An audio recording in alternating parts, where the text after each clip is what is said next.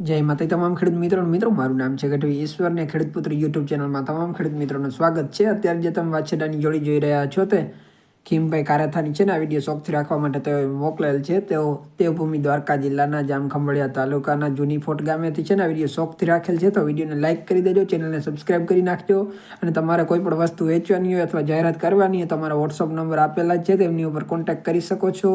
Okay મિત્રો, જય માતાજી।